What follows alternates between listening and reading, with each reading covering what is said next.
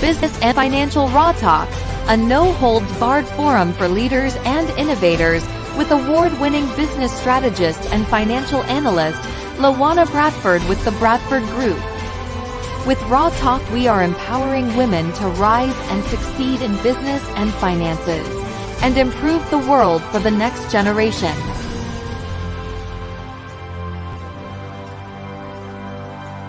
Get ready to get raw and real.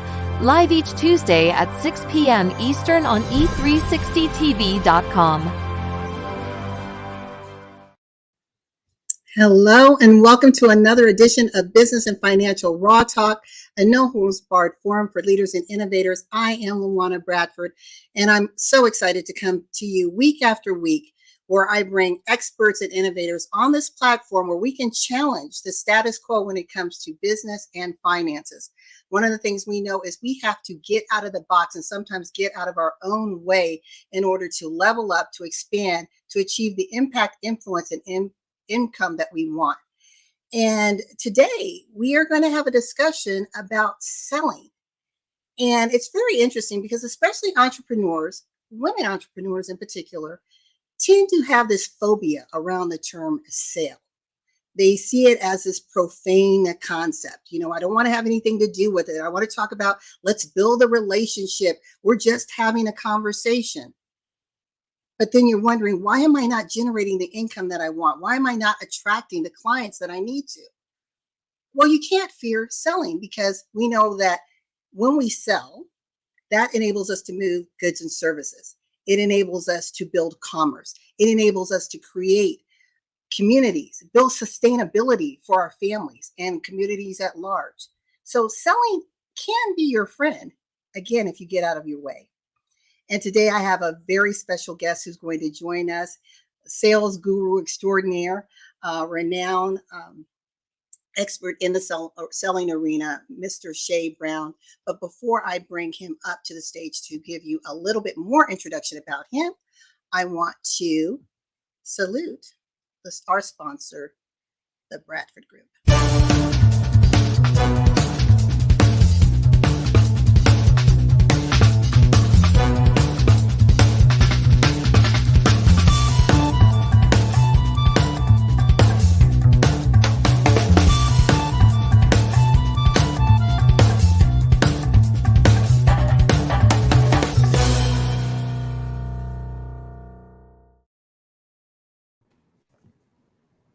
Hello, Mr. Shay Brown. Welcome to Raw Talk.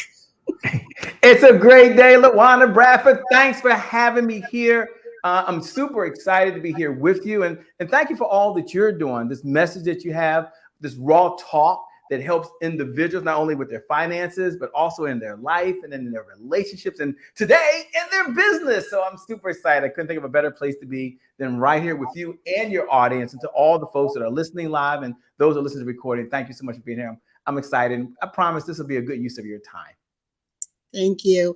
And I know you are so busy. You have a conference going on and you took time to step outside the the conference to join us. So for those who are listening, you want to lean in. When someone who is this grand, and I truly salute his expertise in the marketing and sales arena, and you truly want to improve your business and or improve your life, because selling is how we show up, lean in closely to what this conversation is going to be all about. Mr. Shay Brown, as I mentioned, he's a global leader in sales. He was recently recognized by USA Today News last year as one of the top 15 entrepreneurs to look out for. Like I said, you want to lean in. The other thing is, in his marketing and sales strategy, he's cracked the code. He's created this formula for success, which we're going to get into a little bit today. And he has taught and coached thousands of people around the world such that they have experienced the tune of over $400 million collectively in increased income. That's power. So think about it. To those that are listening, we say we want to have influence. We say we want to have impact. We say we want to build legacy. But it does take money, and we can't be afraid of having the sales conversation. Don't you agree, Shay?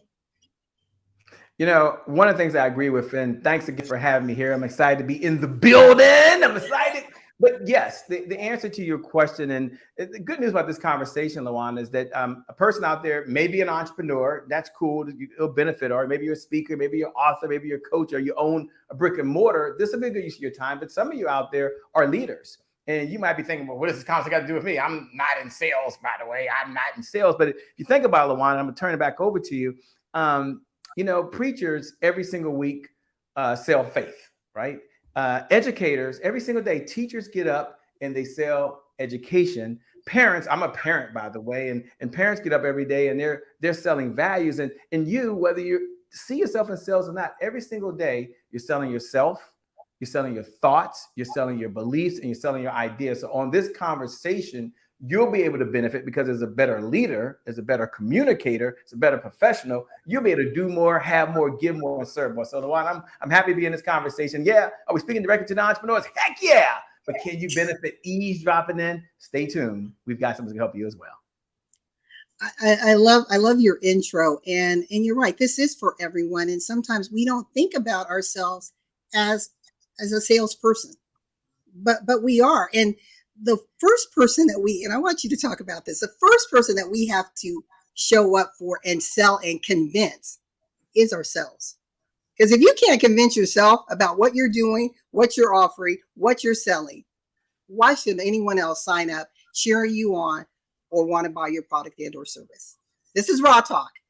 Yeah. And the raw talk is that our society and this world that we live in today, they've created this whole negative connotation, this whole negative stigma around sales. In fact, if I was asked a question for folks listening and said, when you think of a salesperson, what do you think of, right? And I was at a conference, and this was back when we were live, and we're back live again, which is pretty cool. And I said, when you think of a salesperson, what do you think of? And someone said slimy and sleazy and a used car salesman, and someone's trying to convince you to do something that you don't want to do. And then someone in the back of the room said, Shay, how do you know when a salesperson is lying? I said, well, I don't know. They said their lips are moving, right? I'm like, oh God, it's gonna be a long, hard training, right? And I tell you that story and how it relates to you is that maybe you bought into that. You bought into the fact that you've got to convince someone to do something they don't want to do. You've got to persuade someone to buy something they don't want to buy. And you don't want to feel icky. You're not a slimy sleazeball. You're someone that's trying to do some really cool, wonderful, amazing things in the world. And the only way to break that stigmatization, the only way to change that is to change the whole paradigm. And let me share, can I give one idea? Can I do that? Oh, please. I don't go off because I want to kind of understand the backstory of why some folks have a high resistance to selling. I was working with someone, and here's what I determined. This is working with them after working with lots of clients, that the resistance wasn't that they hated sales. The resistance was, and this is true, LaWanna, the resistance was they hated being someone they weren't. And they were taught they had to use the script, they had to sound a certain way, they had to say certain words, they had to come across, they had to mix and match, and all this stuff that had been taught. And I'm not saying that stuff was wrong. All right, I'm part of the Puff Daddy generation, okay? I got my AARP card. I got remix versions on everything. Back in the day, that was okay. But there's a new age of selling. And what I share with this person, and I've shared it with many of my clients, I'm gonna give you just 3 words that changed this person's life. And if not, they would have to go get a job. And they didn't want to have a job. They wanted to be an entrepreneur. But they didn't see themselves in sales, which is an oxymoron. Here's what I shared. Jot these 3 words down, and I'll turn it back over to you, LaWanna, but this may change your life. Seriously. I said, selling equals service. Everyone jot that down in your notes right now. Like if you're listening right now and you bought into this whole thing that I'm only going to be in sales if it's the last job on the world. No, selling equals service. Selling equals service. Selling equals service. Put that down in your notes. That selling equals service. But I went a little bit further and I said, well, selling really, and this is real talk. And this is the conversation I'm having with her. And as you're listening, you might be able to relate. I said, selling is about 3 things. I said, selling is about education. Can you educate people that there's a problem that exists on the planet? I can do that, Shay. Help transform lives every day. Okay, well, then you focus on letting people know there's a problem and you're going to solve it with or without them. Number 2, can you at least let them know that selling is leading? Can you lead them on to how you solve the problem, whether they work with you or not? So your responsibility now is just to educate people that there's a problem. And number 2, to say, this is how I'm solving it. Yeah, I can do that. Okay, so selling is about education. Got that? Put that in your notes. Selling is about leading. How do I lead people on how I'm solving the problem, how my company is solving the problem, how my organization is solving the problem. Got it. And number three, this might be the breakthrough. Selling is about moving people to action. Can you at least say, I want to serve you? I want to help you. And if I'm the one, here's how. And when she changed her mindset, and I know it's overused sometimes, LaWanna, and it's worth saying, but it's so overused, but it's so true. Change your mind, change your life.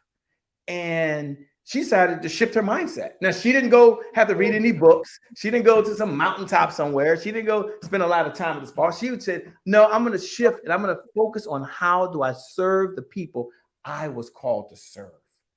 And in changing that, and maybe this starts the conversation, but in changing that and having that belief that selling a service, her energy got back, her clarity got back, and she felt good about what she did. And that came across in the conversations that she was having. Back over to you. I know I got on a rant, but no, that was great, because when we are in a seat of serving, then we feel that we are truly benefiting others. And there is a, those endorphins start to flow. You really start to feel good when you know that I am here, I'm helping, I'm leading, I'm educating, I'm guiding, I'm moving people to action. We all want to make an impact in life. I don't think many people want to just be a slug, right? We want to do something. We want to inspire. We want to uplift. But I go back to what I said. We've got to believe in what it is that we're doing, right? I think when we get to the point where we see ourselves as servant leaders and we happen to use sales as a tool to create that relationship and connection and to move those obstacles out of the way for people, then we can start looking at ourselves in a very different way and become empowered by that mindset shift that you're talking about. For sure. And here's what I want the audience to walk away with. And this may help you if you're out there taking notes. I'm glad that you're taking notes. I was asked a conversation recently about what's my number one philosophy, just around sales. And here's what I share with them. And I'm going to share with you. And this may help to shift your mindset. I know it's about mindset, but I'm going to tell you, change your mind, you change your life, as they say. And here it is. My number one philosophy around selling is love what you do so much that you feel bad when you don't ask people if you can help them. Like if you go to bed at night, you put your head on a pillow and it's hard for you to sleep because you're like, I know I can help someone. I know I can make a difference. I know I've got the education. I know I have the training. I know I have the heart to serve and a heart to give. And I feel bad because I'm not out there evangelizing the gift and message I was given to help other people. So you love what you do so much that you are uneasy or you just feel bad when you don't at least ask or offer to help people who need the help the most. And that's a good philosophy to have because now you're having fun. Now you're speaking from the heart. Exactly. And my dad that was one of like the pillars for me when I graduated from high school with a twist. He said, find something in life that you love so much that you'd be willing to do it for free. And I wake up every day with excitement because I know I'm tapping into my God-given talents and giftings. And the more I tap in, the more expansive I become. But I want to ask you a question because we know the pandemic had a lot of entrepreneurs, feeling a little phobic about what was going on, the uncertainty.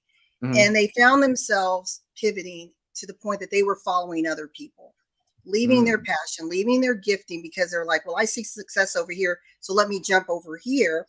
Like the grass is greener on the other side, but they didn't see the success that other people were experiencing. Can you talk a little bit about that? So if I understand your question, they were mirroring other folks and they weren't seeing the same success. Is that what you're saying? Right, because that wasn't their place to be. It was just things are challenging for me here. So rather than me figuring out how to work in this space, right, I'm going to jump ship and go over here. But I'm not, I'm an Olympic swimmer, for example. Yeah. I'm not good on land, but I'm going to jump on land anyway. Yeah. So to those folks, I would say that I've been there. I've made those type of mistakes, and I say mistakes because they say that failure is the fastest way to learn, right? And I believe exactly what LaWanna is saying. There's two types of individuals that happened to, I believe. I think there's the first individual, and this might not be you, but the first individual just said, I think the grass is greener on that side. And rather than work their own land and own till, they just jumped over there. And like you said, LaWanna, they said, well, if they're doing it, that's the new trend, that's the new fad. And they're used to doing that. That's a pattern. They say this, and this is something I love to say, that people form habits and habits form futures. So you look at the habits that you have, and we look back, they have a habit of what? Jumping from this to that, always getting started. People form habits and habits form futures. Now I'm gonna go somewhere with the second group of people, but you can take a look at anywhere in your life. Look at your finances.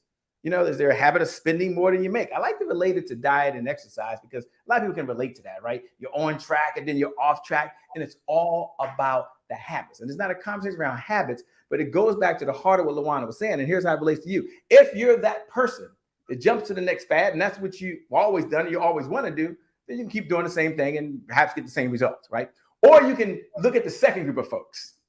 And that's the group that LaWanna's in. It's the group that I'm in. And I'm sure many of you are the listeners that tune into something like this, because only the winners are here listening right now.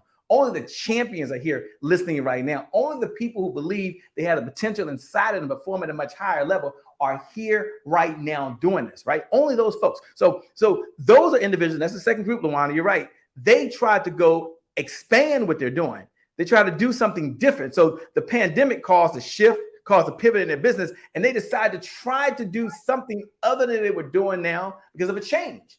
And for whatever reason, it didn't work out.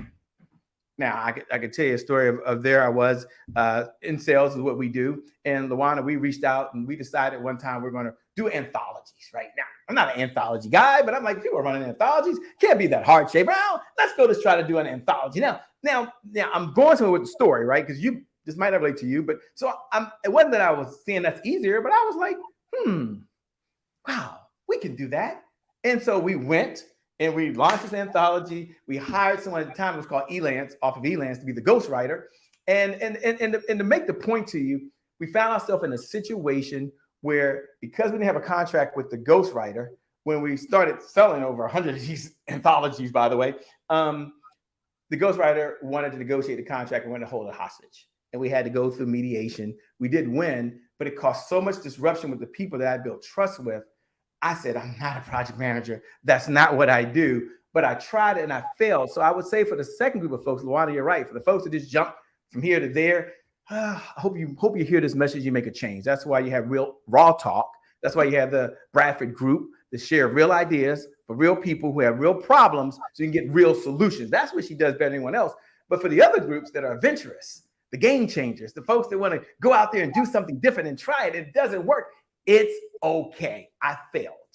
And my point to you isn't to go fail. My point to you is that after you learn that lesson, you regroup and you come back, you learn from it, and you go do it again. And I've got more failures behind me than wins. Trust me. But you're here and you're in the game. So yeah, LaWanna, you're right. You don't want to jump around because it's the new fad, but be bold. Be adventurous. Be willing to get out there and do something maybe you've never done again. And Shay, why would I do that? This is all about sales and sales teams and all. I get that, but why would you do that? Because they don't freaking make critics of those folks that play safe, that are in the freaking middle. They want to stay right here and be conservative. And it's okay to be conservative. I mean, when it comes to money and other things, and my accountant, there's some things you got to do. But they build the statues of the go-getters, the folks who go a different path, who see something out there and believe that they can get there, and they build a team and they go create something that doesn't exist. And that's you. I know that's me, not everyone, but that's you. If I'm talking to you right now, you're probably bobbing your head and say, encourage you to continue to do it. But do it safely, do it wisely, and make sure you have your contracts in place. Because you will get a lot of I'm trouble. dealing with something like that right now. But yeah, it's like you go back and you're like, let me make sure everything was in that clause. It was bad, LaWanna. Yeah, we had to go back, and the saving grace for us, and everyone's not going to have this saving grace, because I've done things before and I didn't have any saving grace. I had to pay for my consequences. Was that through Elance, or third party, I'll say it like that because they're no longer in business, but through a third party, there is a contractual agreement that means that if I contract someone, I own the rights to certain things. And so we were able to go through that process. But my mom used to say, sometimes you got to pay for your learning. I paid a lot of times. But you know what? Yes. We keep trying, because champions always come back. And so you deal with the setback, you bounce back, and you do it better the next time. I'm no longer in the anthology business, by the way. Now, you just said something. I want to tap into it. Then I want to get back to this conversation. You said champions always come back. Yeah. And you are actually currently doing your comeback champion conference.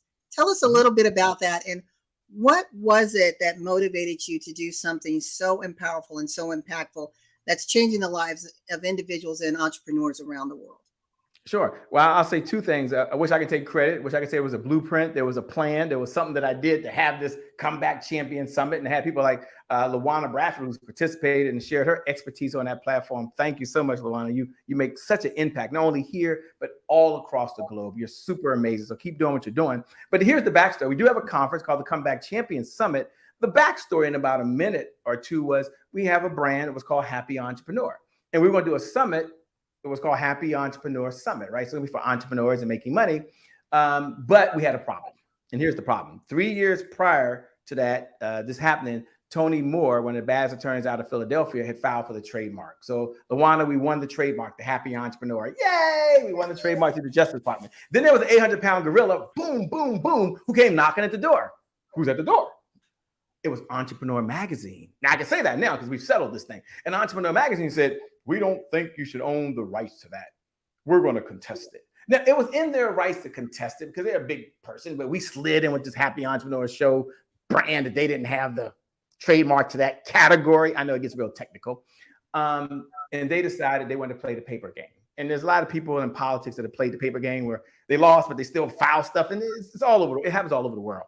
And so I didn't have money to compete. And here's the point, LaWanna.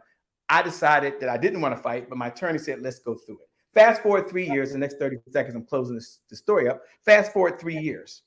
She calls me and says, Shay, they want to settle. Yes! Oh, this is great. And then on July 25th, right before I was to settle, she said, call me and said, Shay, we got a problem. Now, if your bookkeeper or your attorney calls you, it ain't never good news. Those are two people I don't want to hear from. Third is my doctor. You never want the doctor to call you back for any doggone thing, anything at all. So I looked over and I said, okay, on the phone, what's the problem? She said, first, the bad news, you can no longer use the brand The Happy Entrepreneur before you sign. I said, okay. Here's the good news. You can keep The Happy Entrepreneur with Shay Brown. I said, okay. That means you can't use it for the conference, Shay. I said, okay. That's it? That's the worst news you got to freaking tell me? I got to change the name to this conference? You know how much trouble I've been in my life, and all I got to do is change the name? And here's the point, LaWanna. She said, well, I'm thinking the conference is coming up. You should just call it Comeback Champion. I said, Comeback Champion? Now, 80% of my clients are women, right? So I'm thinking, I don't care what you call this thing, right? You like it, I love it, right? So we called it Comeback Champion Summit. She said because Tony Moore, that morning her car didn't start and her husband had to come back from that. She said, Shay, I got 2 boys in summer school and it was COVID, right? She says, they're getting in trouble and they're at home and I got to come back from that. And then she got an email that morning, LaWanna, that took her morning in a whole nother direction. We changed the conference. Here's the point I want to make. We launched it in October, LaWanna. It went viral. And granted, it was to do a good cause, Comeback Champion. The mood of the country helped us out. We were in the middle of a health pandemic at that time. We were in the middle of a financial pandemic, still might be, according to LaWanna, right? We were in the middle of a racial pandemic. There was a political war going on. There was a Black woman running for president of the United States of America, who today we call Madam Vice President Kamala Harris. So it went viral. LaWanna, here's the point. When it went viral a second time, we did it 3 months later in February, I knew that we had a movement. And for those folks that are tuning in and saying, Shay, what's the point of the story? Well, a movement is a concept or idea that people rally around. And every movement has a moment. And it's in that moment that the movement makes things disruptive, right? And then you can look at history and it's happened through history. And so, LaWanna, that's a long-winded story to tell you that we decided in that moment that we were impacting lives. We decided that so many folks, over 150, 180 different experts and speakers and so forth, had come together to make a difference in the world.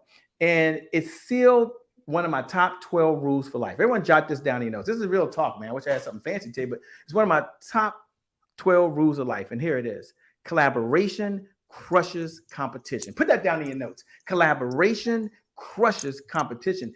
LaWanna, it wasn't Shay Brown. It wasn't Shay Brown's name. It wasn't his brand. It wasn't his list. It was the collaboration of folks that were coming together to serve, to help people do more, be more, have more, give more, win more, serve more, whatever the mores are, it was happening. And as a result, LaWanna, I decided that, when my day comes and I get my heavenly wings, then on my tombstone, they'll probably put come back stronger, because I believe everybody can do that. Now, here's the point, and I'm done, LaWanna. Here's the point. I tell you that story to tell you that it wasn't a plan. It wasn't my plan. If you believe in a higher power, I happen to be a Christian. You don't have to be one, but whatever you believe in, there was another plan bigger than mine. And as a result of that, that one idea of willing to do that has taken myself and my company in places and spaces I never thought I'd be in ever in my life. Here's what it boils down to. Comeback Champion Summit has a mission that's 2 words. I know, isn't that kind of crazy? 2 words. Jot these 2 words down, because collaboration crushes competition, right? But 2 words, put these 2 words in your notes. And here it is: compelling future. Compelling future. Our mission of everyone who stands up there is to create a compelling future. Why? In the LL Cool J, Shay, would you say that? Here's why. Because I believe that anyone can deal with a tough today when there's a compelling tomorrow. They can deal with a tough today when there's a compelling tomorrow. So we create a compelling tomorrow, and people like LaWanna and the Bradford group, they come along and then they give you the blueprint. They give you the plan. And one of the things you may not know about LaWanna, she gets into the details. So they give you the plan and the structure that you need in the system. Put down your notes. They give you a structure. They give you a system. They give you a sequence. And if you follow that, your compelling future is so much brighter. And isn't that what LaWanna does every single day? Creating generational wealth, helping folks have the resources and the money that they need to do the things they want to do while they're here, which creates a better life for everyone around them. Now, I'm not saying money's everything. I'm not saying that. But I will say cash flow solves a lot of problems. I will say that you can have more meaning in the world when you have more money. When you have more money, you will have more meaning. You will bless more people. And if you don't believe that, then you haven't given away enough money. You haven't got the call from a relative that wanted something, and you didn't have to say, when are you going to pay me back? You did it because it was the right thing to do, and you had the resources to help someone. And when you get to that level, God's blessed me to be there. I've been on both sides now. I've been on the other side. People had to give me a lot of money. But when you can be back on the other side at 54, I finally got this thing right. It took me 50 years to get there. It's such a good feeling to be able to do that. So that's a long-winded answer to say the Comeback Champion Summit is not about me, LaWanna. It's about all the folks that come together to create a compelling future. So thanks for letting me just share. This is real talk. I don't think I've ever shared this live on something like this before, but I love what you have. Raw talk, keeping it real. I like that. And I love the mission, compelling future, because last month was Mental Health Awareness Month. And we know the biggest challenge with individuals that are struggling with mental health is the loss of hope, whatever it may be. And however small the issue is that you're facing or large. And what you are giving through this Comeback Summit, this collective group of energy, this movement, is creating a wave of hope that is creating massive ripples around the world. And that's powerful. And the one thing that I always tell people, Shay, is sometimes people think, well, I can't be a Shay Brown. I'm not up there. I'm not touching the thousands of lives. But if you touch just one life and you change that mindset and you change their attitude and how they show up for themselves and others, you've just impacted the next generation and possibly the next, because we start to teach from those new habits, from those new mindsets, right? Yeah. So true. And that's where it all starts. You think about success. And one of the things my mentor taught me over 20 years ago is that really success, and I always say sales success, but success in general really boils down to 3 things. And I like to keep things simple. Our company is Easy Sales Hub because we like to teach things that are easy to understand and easy to execute, right? Easy to understand, easy to execute. When I was in school, I wasn't the brightest bulb in school. Okay. So, for me to read paragraphs and I remember I'm like, why? This is too much stuff.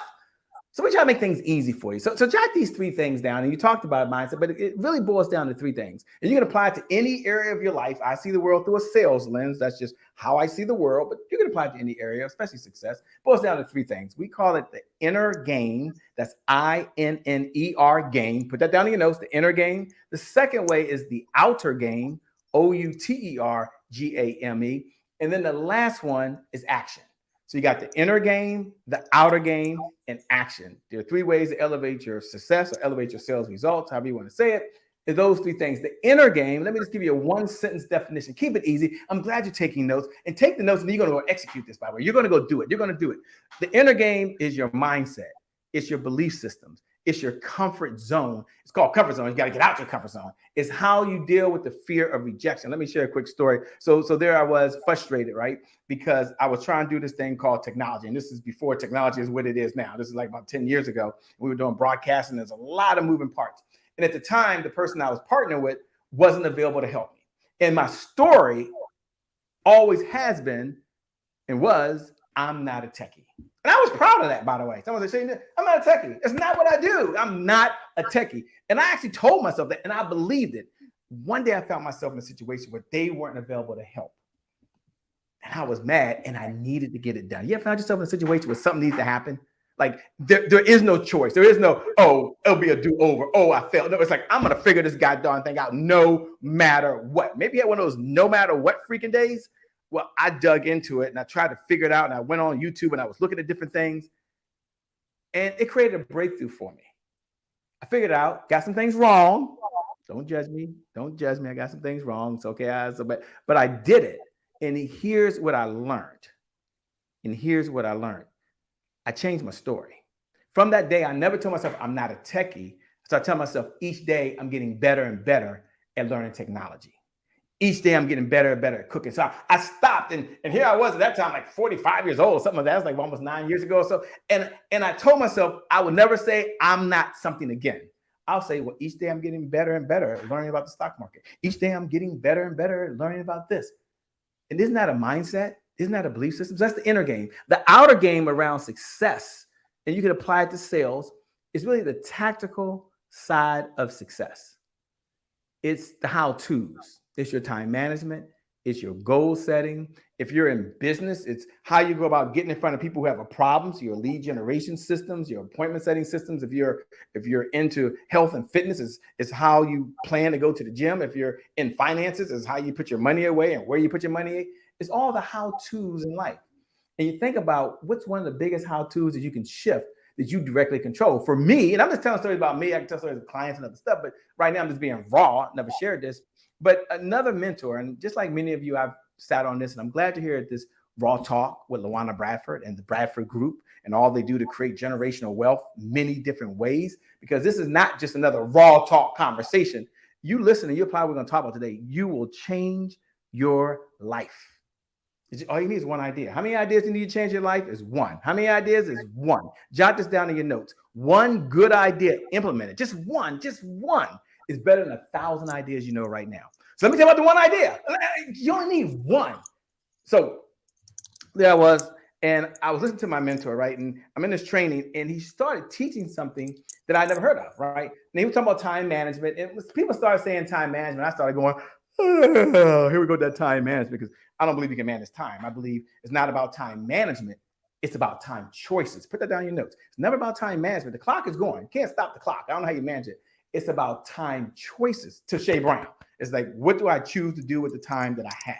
Understand the average Black man lives to 72, whereas the average person lives to 78. So I've hopefully get to 78, and that's not promised, right? So the point is, he was talking about time management. Just like you, I was open. I was there because I'm a student. Because when the question is asked, when do you stop learning? When do you stop learning? You know what the obvious answer is? You never stop learning. Put that down in your notes. You never stop learning. So I'm there learning, and he gives this idea. He says, everyone talks about 24 hours in a day. And I think that's some hokey dokey stuff. He curses a lot. I don't think there's 24 hours a day. I think there's as many hours as you want. I'm thinking that's the dumbest thing I've heard. Who cried about 24 hours? Some guy said the sun goes around the earth how many times is a year? Clock does this, it's a day. He decided to break the 24 hours up into 3 days. Now, I'd never heard this before in my whole entire life. He says, I have 3 days. My day starts at 6 a.m. So from 6 a.m. to noon, that's 1 hour. That's a 1 day. So he broke into 3 6-hour days. So 6 hours, he wants to accomplish something major in that 6 hours. Okay. Does it happen every day? No, but he does more than others. Then there's a second block, which is from 12 o'clock to 6 o'clock. So from 12 o'clock to 6 o'clock is another block of time, right? And so what are you doing during that time? Because put this in your notes. What gets measured gets managed. That's a share, and you can put that in your notes. What gets measured gets managed. So he started measuring what he was doing in that 6 hours. And then the last 6-hour block is from 6 p.m. to midnight. Now, I had never in my entire life thought about something like that. And I started saying, well, I've got all the fancy gadgets and all the toys and all the apps. We can talk about Monday and all these other apps. But I said, wow, I know eat that frog. I know do first things first, do the difficult thing first, but I never looked at it in 6-hour blocks. And when I did that, what I learned is not only was I pushing more, not only was I prioritizing better, but I was looking and saying, whoa, I got all this done. I've got more done in this block of time than maybe all day. Let me keep pushing. And why do I do that? Jot this in your notes. And it's the hardest thing to do for all of us in success, but all successful people do this. This is what I'm learning in my journey and studying. And it's called the science of momentum. It's creating momentum when it doesn't exist. It's willing yourself to do something, not that you don't want to do, not just to get started, but you get into that momentum. So once I started getting momentum, doesn't matter if it's in the first block of 6 hours or from 12 to 6, and sometimes it's been at 8 or 9 o'clock at night, and I've looked up and one thing I got to get something done. I'm like, I'm going to push for 60 minutes. I've got this in me. I'm going to be focused.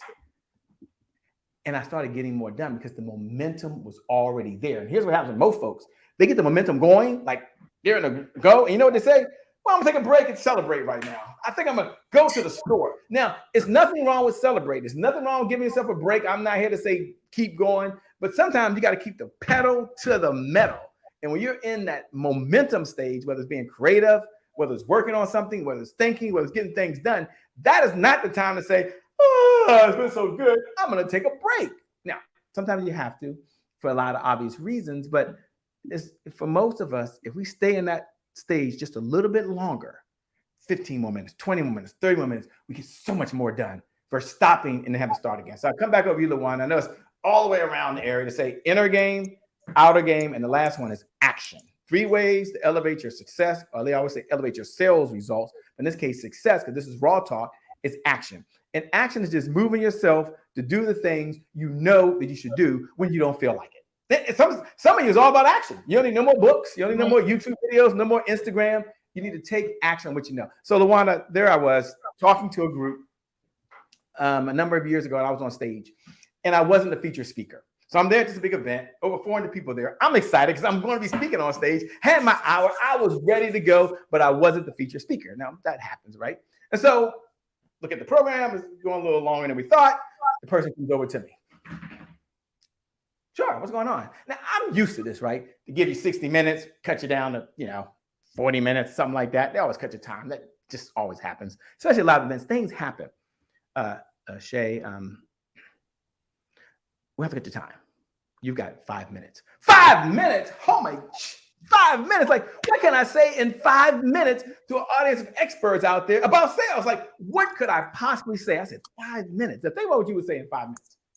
I didn't know what to do. So I went back, had a little talk with self, got back out and said, okay, when my time came, I got up to the stage. I'm going to share what I share with them. And afterwards, and I got some emails as well, it created so much momentum for folks who were already experienced. These were professionals. These were the folks who were the cream of the crop. I got up there and I said, I didn't say my time is cutting all this. I said, look, I'm going to share 4 words that's going to change your life. And for many of you, just do these 4 things, implement these 4 words, you're going to be double as successful as you are right now. And I know it's a big statement to make, but I believe with every fiber in my body. And I did believe it. And I told them this, jot this down your notes. I said, do what you know. Just put that down in your notes. Just do what you know.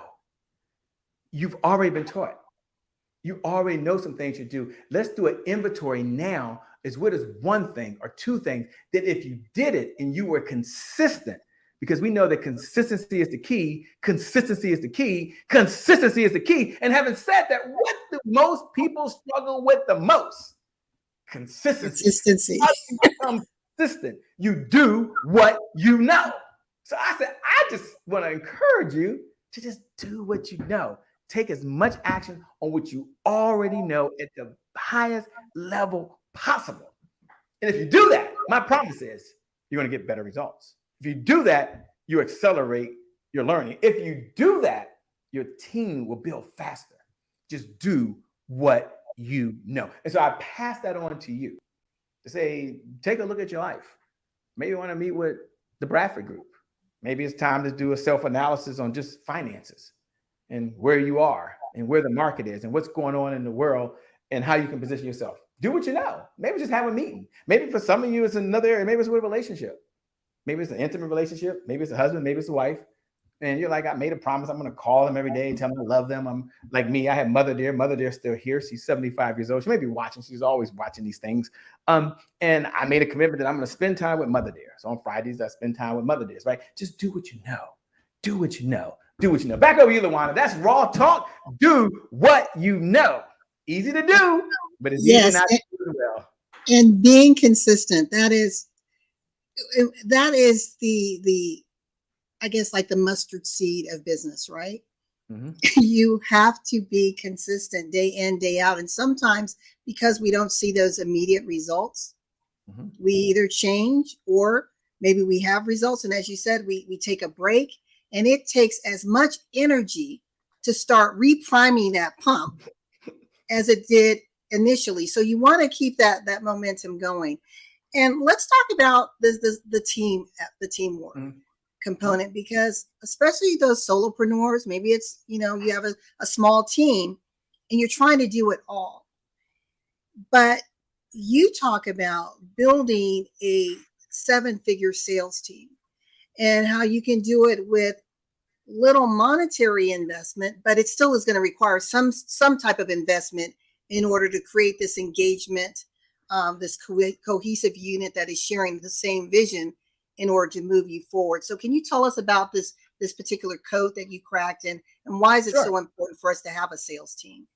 Sure. The number one challenge facing entrepreneurs today, LaWanna, according to Shay Brown, is just not having the sales or the revenue that's necessary to execute the vision they have for the people they were called to serve.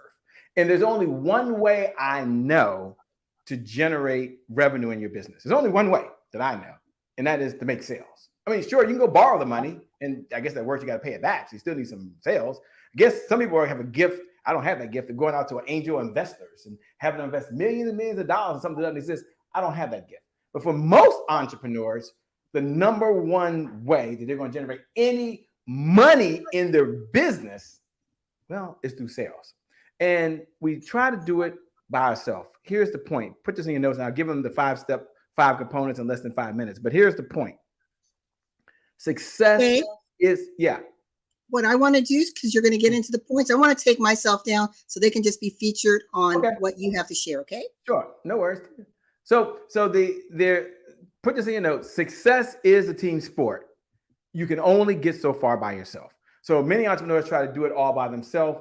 And at the end of the day, it takes a team. So why not build a sales team to help generate the revenue that you need in your business to hire an admin, to hire a graphics team, to hire a consulting firm, to build a new website, to run the ads and the commercials? It takes revenue. So how do you do that? How do you put together a 7-figure sales team? A 7-figure sales team is about 5 components. So I'll do a little teaching now, but I want you to listen very carefully. So watch, if you were watching this whole time, watch with new eyes right now. Listen with new ears, especially all the entrepreneurs. As she said earlier, lean in now, because this right here, you get this, and it will fund everything else you need in your business. And you're going to reach the people you were called to serve. Number one component you need is a salesperson. Now, here's the deal about a salesperson. Put this in your notes. Number one, salesperson. The salesperson works on 100% commission, and they understand all your products and services. So even if you're sitting out there right now and you say, Shay, I can't afford a salesperson. Imagine you brought someone aboard, and we teach you how to do that, and you hire them.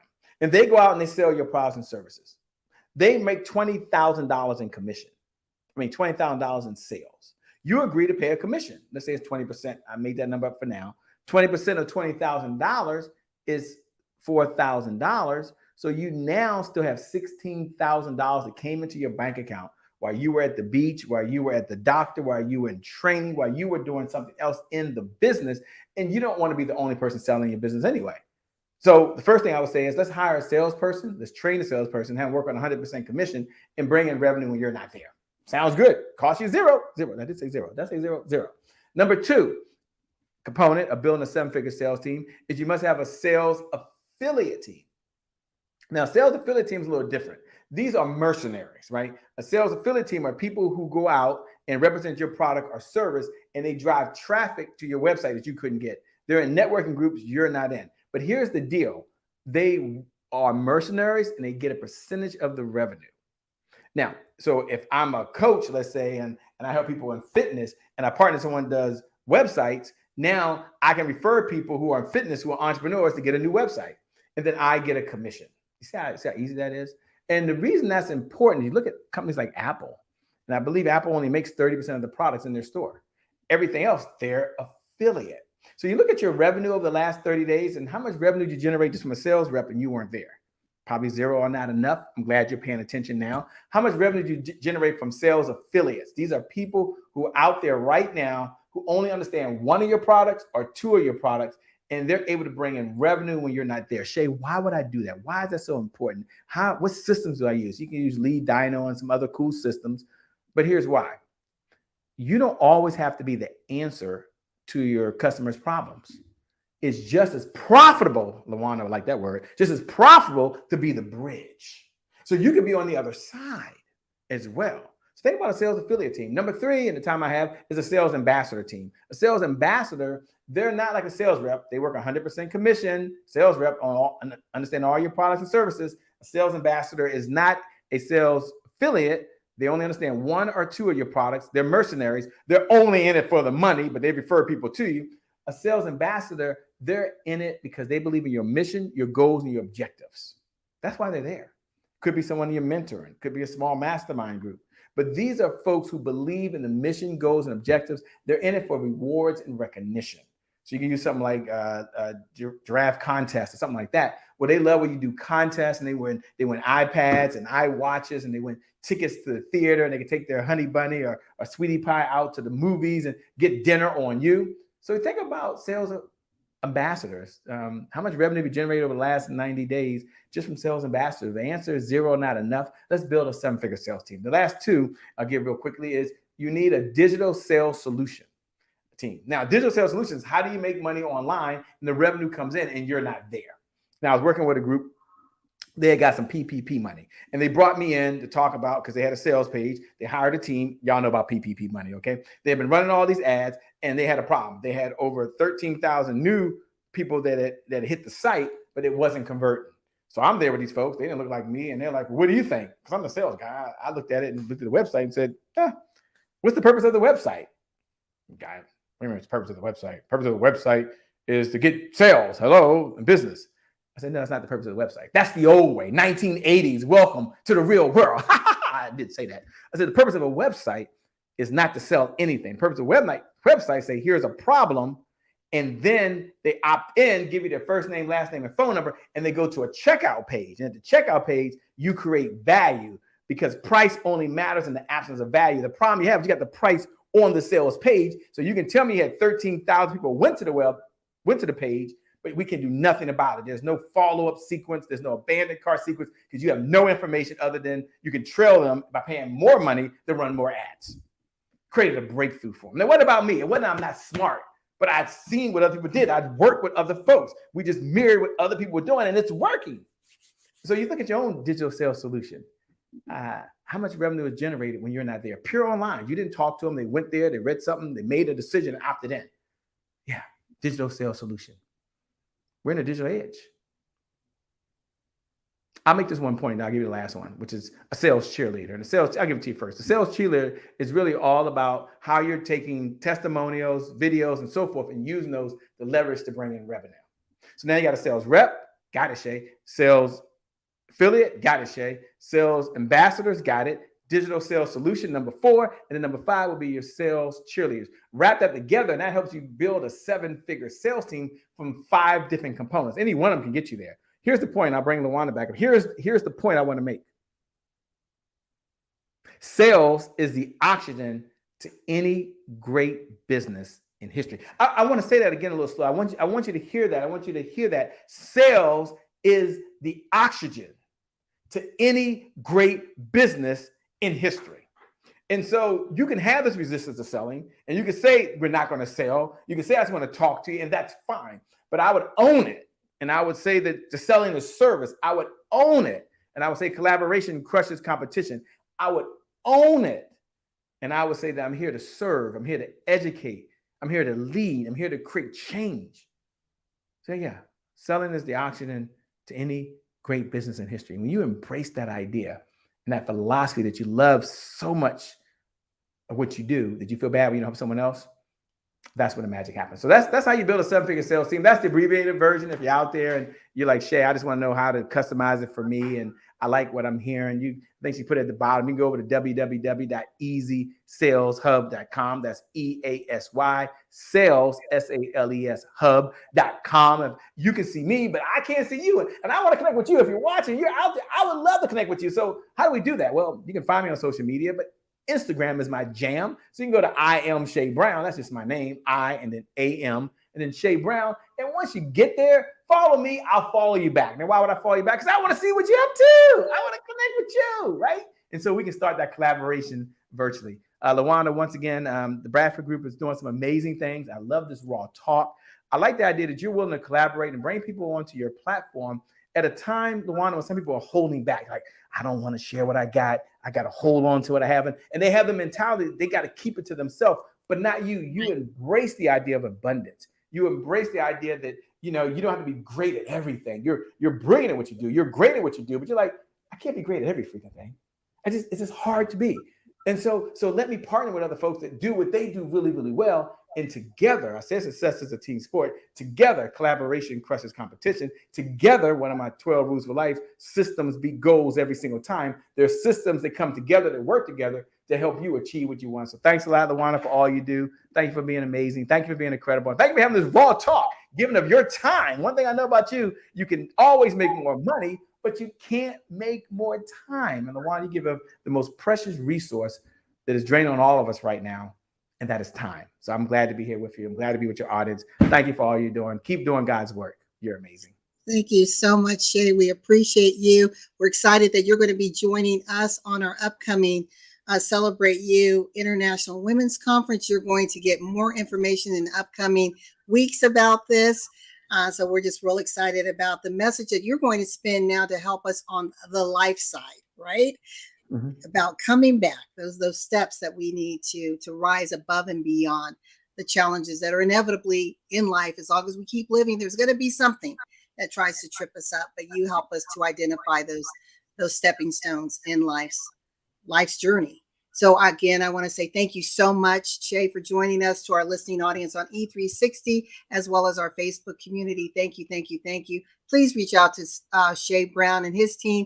If you're just struggling, have some questions, wondering, how do I make my business do what it needs to do? How do I start to create income, impact, and influence? How do I create this amazing 7-figure sales team?